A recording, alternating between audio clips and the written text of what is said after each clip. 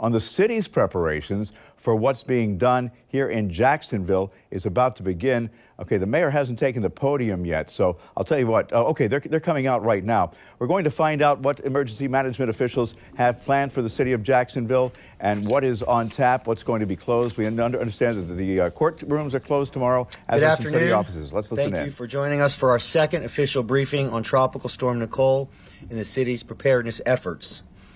At the last report, Nicole was moving closer to the coast of Florida and is still expected to make landfall south of Duval County sometime very early tomorrow morning as a Category 1 hurricane. At this time, Duval County remains under a tropical storm warning.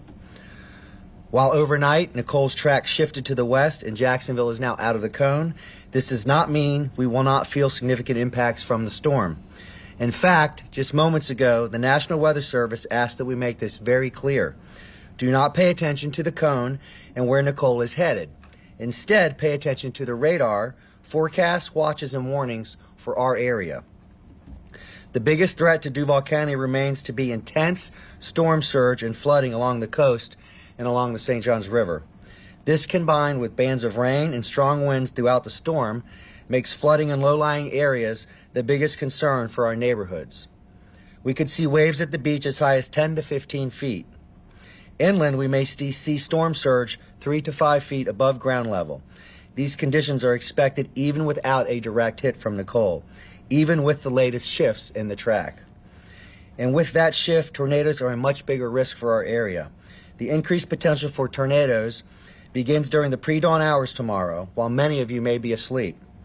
Please be prepared as possible and make sure you and your family have an emergency plan. Back to the beaches for a minute. Let me say this. I watched the local news this morning where reporters on the beach covering the storm saw people swimming in these extremely rough waters. Stay out of the water. I can't be clear enough. It's extremely dangerous and you're risking your life and the lives of those that would have to come and rescue you. All three of our beaches mayors join me in this important messaging. Because of the anticipated weather conditions, I have signed a declaration of a state of emergency in Duval County effective midnight tonight until this system and its effects have cleared Duval County. Earlier today, Duval County Public Schools announced all schools will be closed tomorrow because of the storm.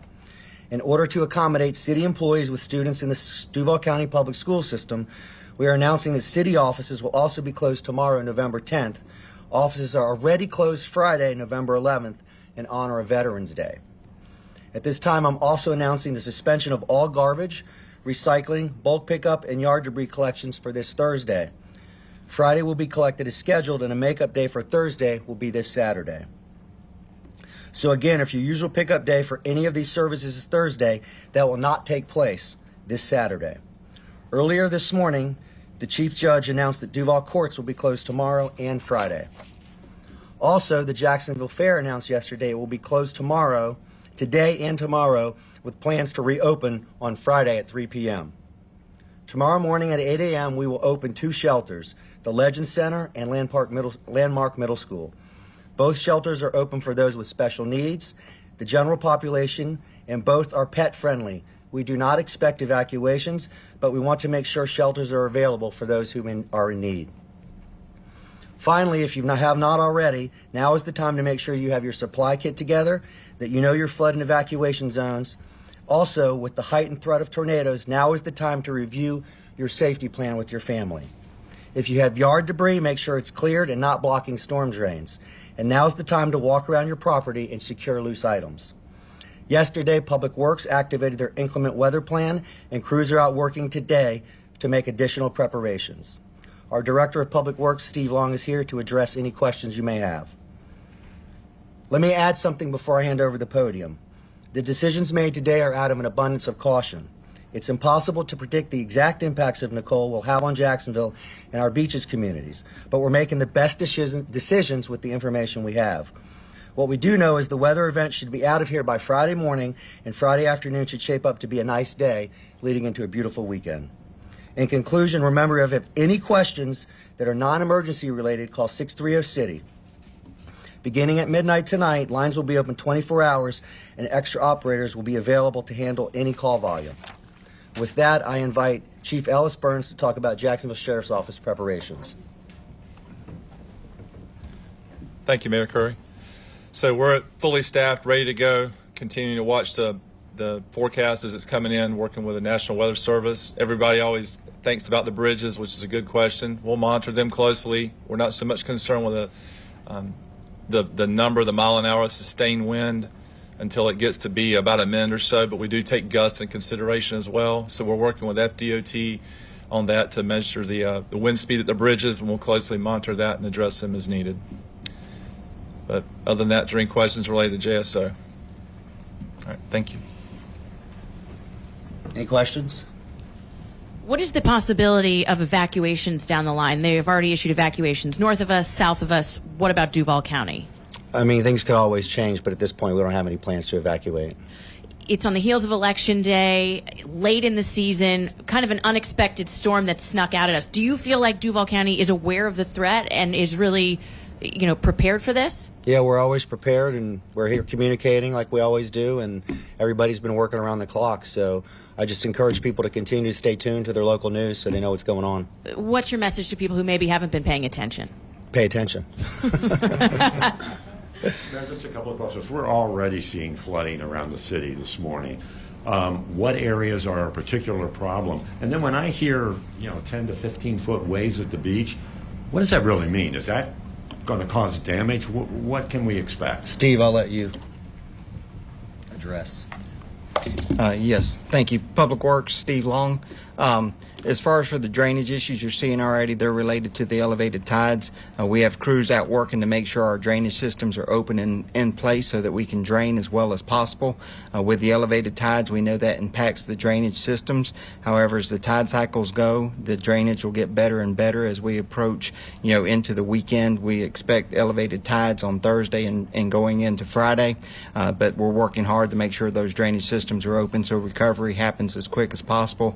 As far as for at the beach with the waves, that those waves are breaking. They're not coming over the dunes at this point, and it's something that'll just have to be observed as we move forward to see how to react. Thank you. I know you're talking about the drains, but like I said, we're already seeing flooding like on Pottsburg Creek. It's gone way over. Is this going to be the problem, and is this going to get much worse, or what's going to happen throughout the day and tomorrow? As Mayor Curry said, the National Weather Service has said that you can expect to see somewhere between 3 to 5 foot tidal increase over what we're experiencing at regular tide levels.